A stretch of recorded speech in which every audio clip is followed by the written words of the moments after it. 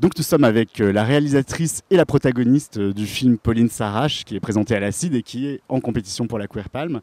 Donc Émilie Brisavoine qui a réalisé le film, et sa sœur, on peut quasi dire sa sœur, Pauline Lioré-Besson, qui est la protagoniste du film, celle qu'on suit, puisque ce film est un documentaire, donc celle dont on suit un peu, on va dire quoi, la fin d'adolescence, Pauline? Le milieu et la fin de l'adolescence plutôt.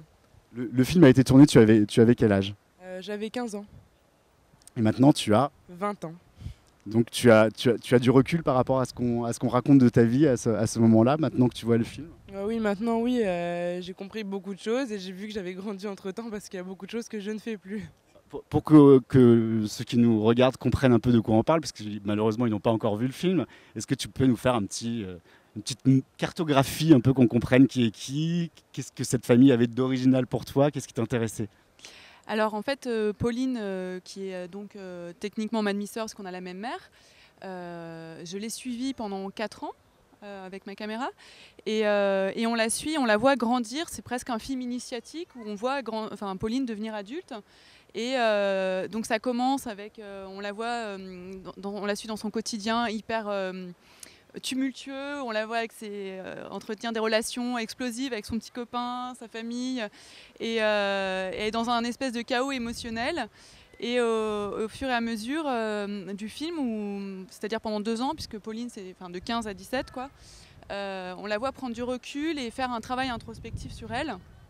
Pauline est au cœur de l'intrigue, au cœur du film, mais il y a aussi ses parents qui sont des personnages très importants et qui sont les personnages un peu, on va dire, originaux, des gens qui ont une façon de vivre différente. Oui, pour moi c'était hyper important de filmer aussi les parents pour comprendre qui est Pauline et pour qu'elle-même comprenne qui elle est. Il fallait qu'elle comprenne ses parents. Et effectivement, elle a des parents qui ne représentent pas du tout le modèle traditionnel de, je dirais, la famille nucléaire, hétérosexuelle. Et, donc c'est plutôt un couple complètement atypique, originaux. Donc la mère, elle est assez rock'n'roll, c'est une ancienne star de la nuit, on va dire. Le père est homosexuel, mais hyper amoureux de sa femme. Et c'est vrai qu'ils entretiennent des relations aussi explosives entre eux, mais il y a toujours cet amour qui reste. Et forcément, ça pose des questions à la petite Pauline qui justement est confrontée à la norme dominante. Et puis elle est à un âge où on apprend, on cherche son identité, on essaye de se situer, de comprendre. Puis c'est aussi une manière, c'est aussi l'âge où on remet en question ses parents, justement, où elle leur en veut de ne pas être comme ci, de ne pas être comme ça, de ne pas être dans les clous, quoi.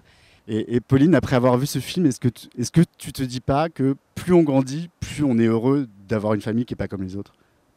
Alors je sais pas comment c'est d'avoir une famille comme tout le monde, mais en tout cas je sais que moi je suis très heureuse maintenant. Je me rends compte d'avoir un père original et une mère originale et qu'il y a toujours des hauts et des bas, mais à chaque fois il y a des rebondissements